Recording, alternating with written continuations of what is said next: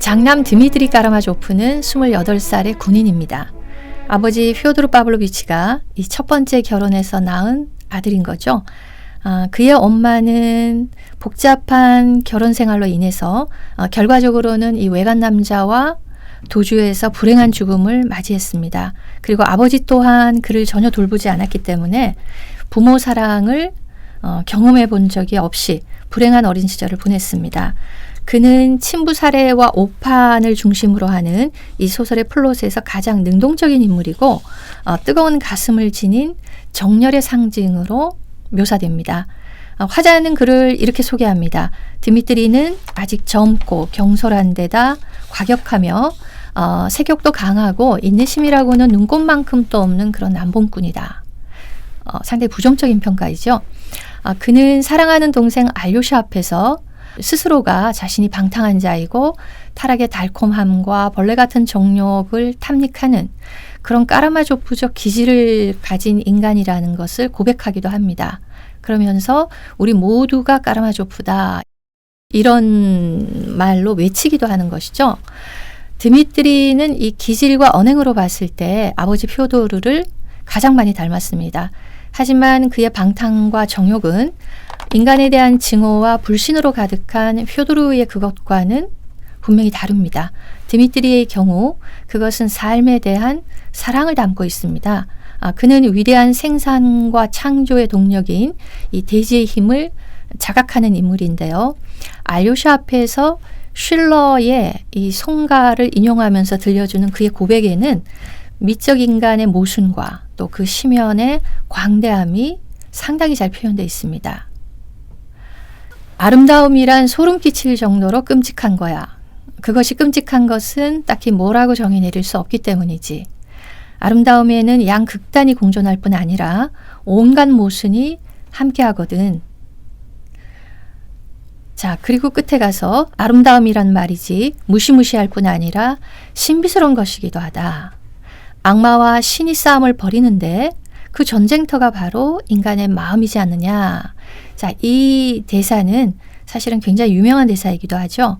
아마 까라마조프가 형제들에서 손꼽는 대사 가운데 하나인데 도스토옙스키는 드미트리의 고백을 통해서 이 이야기를 들려줍니다.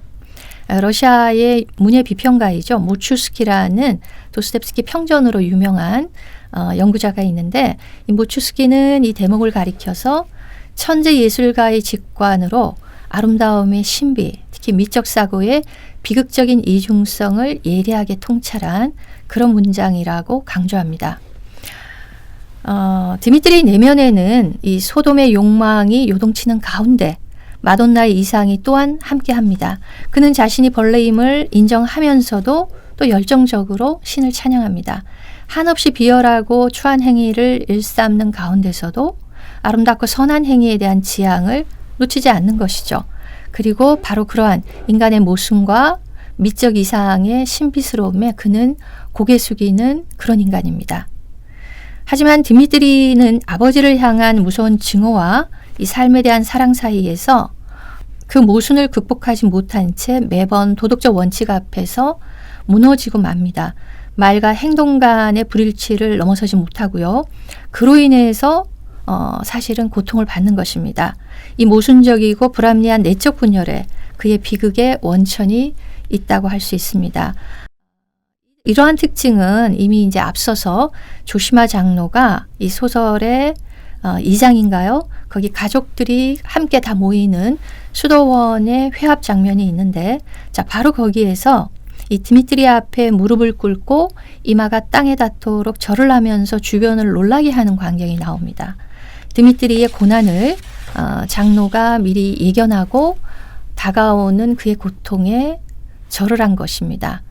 그렇다면 드미트리는 결과적으로 이 아버지를 죽이지 않았지만 왜 자신이 범인이라는 그 오판을 받아들였을까요? 그죠? 누명인데, 자, 드미트리는 그것을 물론 처음에는 부정하지만 결국 받아들입니다. 아시다시피 드미트리는 부모의 사랑이 전무한 그런 어린 시절을 보냈습니다. 이 소설의 1장에 카라마조프 집안의 내력에서 이 화자는 왜 드미트리가 아버지를 그토록 혐오하고 증오할 수밖에 없었는지를 잘 들려줍니다. 그는 이 아버지죠. 아버지는 아이의 존재를 마냥 깡그리 잊어버렸다. 이 화자는 이렇게 표현을 합니다. 따라서 그는 하인 그리고리를 시작으로, 그러니까 드미트리는 그리고리의 손에서 자랐고 이후에는 외가 쪽에 또 여러 곳을 옮겨 다니면서 그렇게 성장을 했습니다. 성인이 된 그가 아버지를 찾아온 것은 순전히 돈 때문입니다. 방탕한 생활로 빚을 진 상태였고 또 어머니가 자신 앞으로 남겨놓은 재산이 있다는 정보를 알게 됩니다. 그동안 서로를 찾지도 않던 이 아버지와 아들은 돈 앞에서 이제 한 채 양보도 없이 격분하면서 물러나질 않습니다. 여기에 둘 사이에 그루셴카라는 미모의 여인이 끼어들면서 일종의 삼각관계를 형성하는데 그로 인해서 부자간의 질시와 반목은 극에 달합니다. 아버지에 대한 드미트리의 적개심은 공공연히 알려진 사실이었습니다. 그 스스로도 죽이고 싶다는 말을 떠벌리고 다녔고 또 심지어 글로도 적었기 때문에 사건이 발생했을 때 정황상 그를 의심하는 것은 어찌 보면은 당연한 결과라고도 할 수 있습니다. 그리고리의 증언이 결정적인 증거로 작용을 하면서 그는 유력한 살해 용의자로 재판을 받게 됩니다. 그런데 이 오판으로 얼룩진 예심 과정에서 드미트리는 새롭게 태어납니다. 그는 재판 초기에 억울함을 호소하기도 했지만 이 예심 도중에 갓난아이에 대한 꿈을 꾸게 됩니다. 그 꿈을 통해서 아버지에 대한 자신의 죄를 자각하기 시작합니다. 이 꿈은 뭐 간단히 얘기하자면 어느 마을에 불이 났고 그 불길에 휩싸인 마을에서 갓난아이가 배가 고파서 우는 이제 그 장면을 목격하게 되는 거죠. 그러니까 일종의 어린아이의 고통에 대한 꿈이라고 할 수 있습니다. 꿈을 통해서 그의 영혼 한편에 깃들어 있던 마돈나의 이상이 발동합니다. 그는 죄 없는 아이들의 고통과 모두가 모두에게 책임이 있다는 그 작가의 미적 이상을 통찰하게 되고 마침내 자신에게 내려진 유죄를 받아들입니다. 드미트리가 하는 이야기죠. 알료샤, 나의 내부에서 새로운 인간이 소생하고 있다. 갓난아이들을 위해서 가는 거다. 우리 모두는 모두에게 책임이 있기 때문에 모든 아이들에 대한 책임이 있는 거다. 그러면서 마지막에 이렇게 얘기하죠. 누군가는 남을 위해서 가야 하지 않겠니? 그러니까 그동안 자신이 그토록 방탕했고 또 아버지를 죽이고 싶어 했고 자칫하면 죽일 수도 있었다는 사실을 그는 이 꿈을 통해서 비로소 깨닫고 마음으로 벌을 받아들입니다. 이 점에서 그는 전적으로 러시아적이고 또 그의 회개와 정화는 그의 예심 기간이 이미 시작되고 있었다고 화자는 말하고 있습니다. 또한 어린아이들의 고통을 결코 받아들일 수 없다고 하는 이반하고 이 점에서 대조를 보입니다. 비록 드미트리가 이 친부모의 사랑을 받지는 못했지만 그에게는 잠시나마 그를 챙겨주었던 아버지 대리자에 대한 이 소중한 기억이 남아 있었습니다.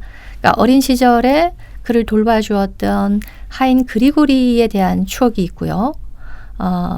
이 그리고리는 이제 그 드미트리의 엄마가 죽자마자 3살의 어린 나이에 팽개쳐져 있는 드미트리를 보살펴 준 것으로 그래서 드미트리의 기억 속에 이 아버지 대리자로서의 자리를 차지하고 있었던 것이죠.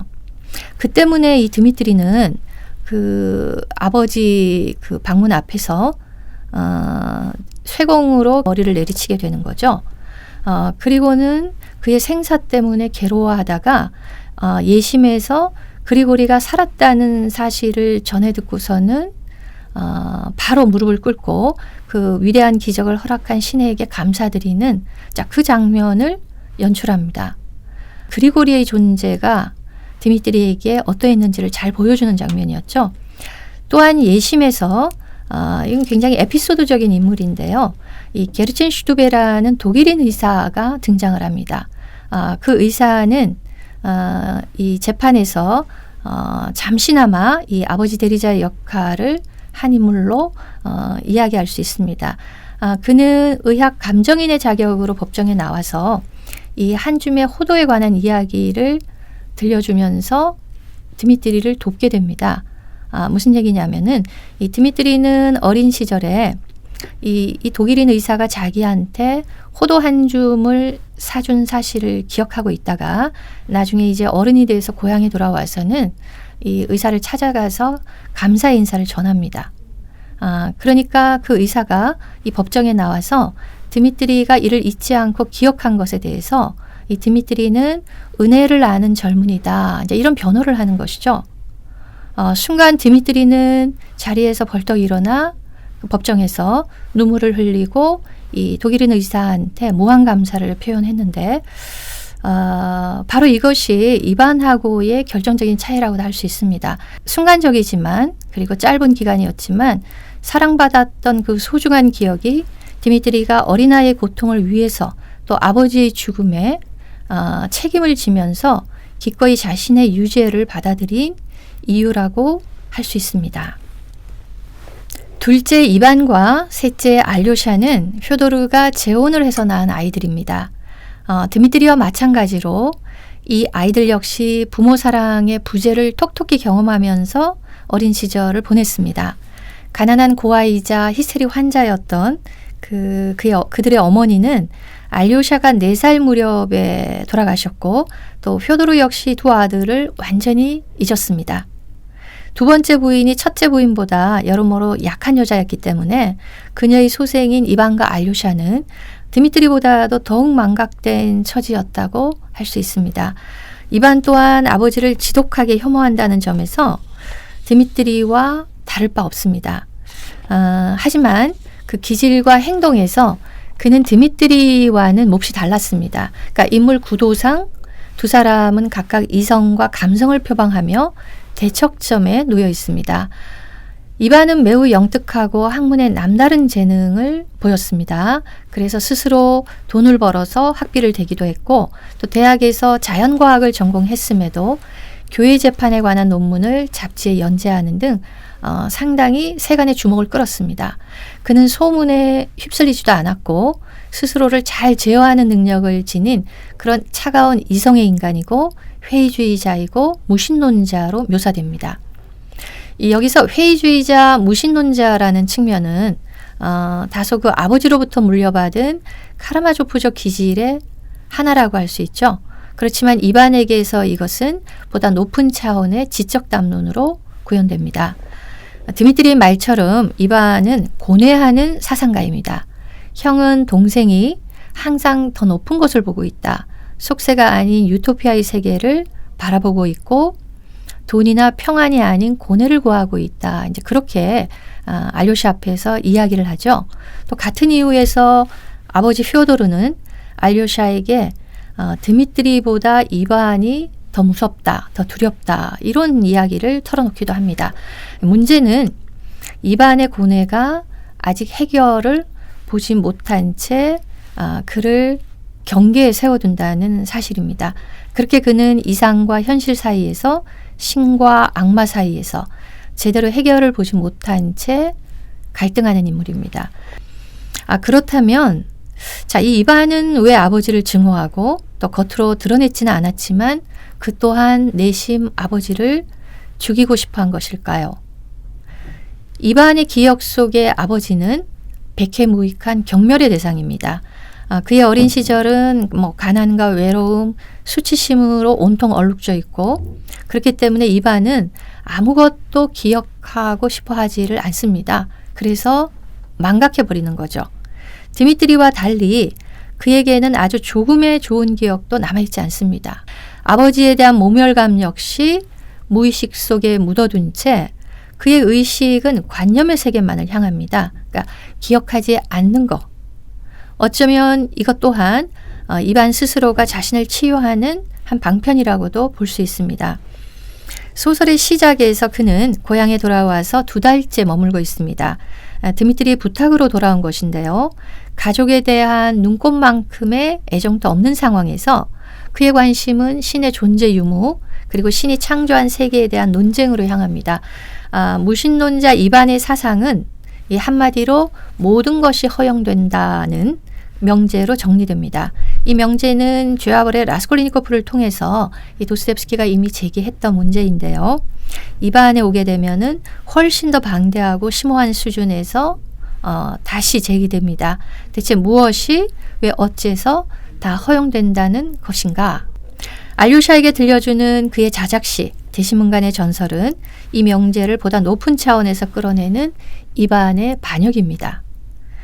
그는 신의 존재를 부정하는 것이 아니고 이 신이 만든 이 세계를 결코 인정할 수 없다고 주장하면서 신 없는 유토피아의 가능성을 설파하는 것입니다.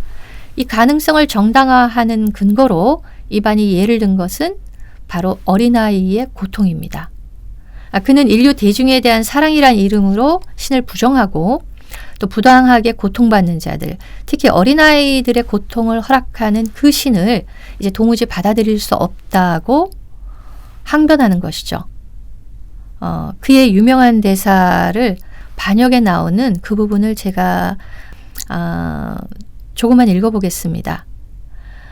알료샤, 모든 인간이 고통을 겪어야 하는 것이 바로 그 고통을 통해 영원한 조화를 얻기 위한 것이라 하지만 대체 왜 어린아이들까지 그 속에 끌어들여야 하느냐 말이다. 자, 그러면서 내가 신을 인정하지 않는 게 아니고 나는 그저 신에게 조화의 입장권을 정중히 돌려보내는 것이다. 왜냐하면 신이 창조한 이 세계를 나는 결코 받아들일 수 없기 때문에 그러하다. 이반의 논증에 나오는 이 어린아이의 눈물은 드미트리가 좀 전에 그 신문 중의 꾼, 갓난아이의 꿈에 나타난 그 울음과 비교가 되죠. 이반이 반박하는 어린아이의 고통은 인류에 대한 조건 없는 사랑이라기보다는 사실은 이 사랑이 불가능하다는 것을 증명하기 위해서, 그러니까 세상에 대한 증오심에서 자신이 신이 창조한 이 세계를 일상적인 인간의 삶을 받아들이지 못하고 증오하는 근거로서 필요했던 것입니다. 이 점에서 그는 이성 앞에 경배하는 인간이라고 할 수 있고 또 그의 인류에는 드미트리가 자각한 그 십자가의 사랑, 실천적 사랑과는 정반대되는 그런 사랑으로 보입니다. 이반의 논리에서 만약 신이 없다면 현실에서는 저토록 추악한 아버지를 죽일 권리가 가능할 수도 있음을 암시하는 겁니다. 그리고 모든 것이 허용된다는 그의 사상은 사생아 스메르자코프에게서 이 친부 살해라는 구체적인 사건으로 현실화됩니다. 문제는 그가 아버지를 살해하지 않았음에도 살해의 욕망을 품었거나 혹은 살해를 방조했다는 죄의식에 시달린다는 겁니다. 자, 마치 드미트리가 결과적으로 아버지를 죽이지 않았음에도 유죄를 받아들이는 그 상황하고 지금 이반의 상황이 유사할 수도 있죠. 이반 역시 살해하지 않았지만 그가 살해의 욕망을 품었고 또 그것을 방조했다는 그 죄의식에 지금 이반은 시달리고 있는 겁니다. 이반은 드미트리가 아버지를 죽일 수 있다는 정황을 사실은 감지했습니다. 그렇게 예측했음에도 불구하고 모스크바로 떠났던 것이죠. 이후에 스메르자코프와의 대화에서 이 자신이 외면했던 그의 무의식 속의 욕망이 까발려지는 것을 경험하면서 그는 마침내 분열하게 됩니다. 신의 존재를 부정한 그는 자신의 죄를 고백할 수도 또 그렇다고 이 죄의식을 넘어설 수도 없었기 때문에 분열이라는 딜레마를 겪으면서 고통받습니다. 조시마 장로는 이런 이반을 앞서서 예견했던 것이지요. 그 수도원 회합에서 조시마 장로는 이반을 불행한 사람이다 이렇게 부르면서 이 자기 논리의 희생자로서 그의 비극을 내다봤습니다. 만약 긍정적으로 해결될 수 없다면 부정적으로도 결코 해결되지 않을 겁니다. 바로 여기에 당신의 모든 고뇌가 담겨 있습니다. 자, 그 뒷부분도 중요합니다. 그렇지만 그러한 고통에 괴로워할 수 있는 그 고귀한 마음을 당신에게 선사하신 하나님께 감사하십시오. 두 형제들과 달리 이반에게는 이 아버지 대리자가 존재하지 않습니다. 그는 일찍이 가정교사직 또 잡지사 일 등 그러니까 스스로 학비를 충당했고 어느 누구의 도움도 받지 않은 채 독립적인 생활을 해왔습니다. 자신의 이론으로 어떻게 보면은 스스로 양육된 것이다 이렇게 설명할 수도 있는데요. 그래서 사랑의 소통에 굉장히 서툽니다. 이반은. 그가 마음으로 사랑한 것을 이성의 힘으로 다시 부정하고 자신의 사랑을 무의미한 것으로 치부해버리는 것이죠. 그는 신이 창조한 이 세계가 이성에 의해서 정당화되지 않는 한 그 세계를 결단코 받아들이지 않겠다. 그렇게 주장합니다. 하지만 비록 신의 존재를 믿지는 않지만 그렇다고 이반은 이 도덕 원칙의 중요성까지도 버리는 것은 아닙니다. 이 점에서 이반은 휘어도르나 이 스메르자코프와 구별되고 바로 여기에 그러니까 이쪽도 저쪽도 아닌 채 그 경계에서 고뇌한다는 거기에 그의 비극이 있는 것입니다.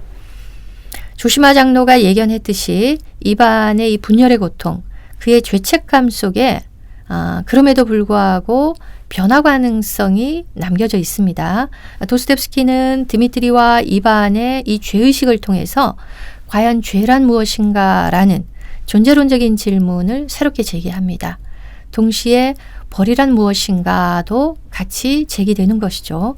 드미트리와 달리 비록 이반은 분열의 고통 속에서 끝이 나지만 이 죄를 자각하고 괴로워하는 그 마음의 크기만큼 이반에게도 변화 가능성은 열려 있다고 할 수 있습니다. 바로 여기에 도스토옙스키식의 인간 이해, 그러니까 최종화되지 않는 언제나 자각을 통해서 새롭게 태어날 수 있는 그 존재의 가능성이 담겨 있다고 하겠습니다.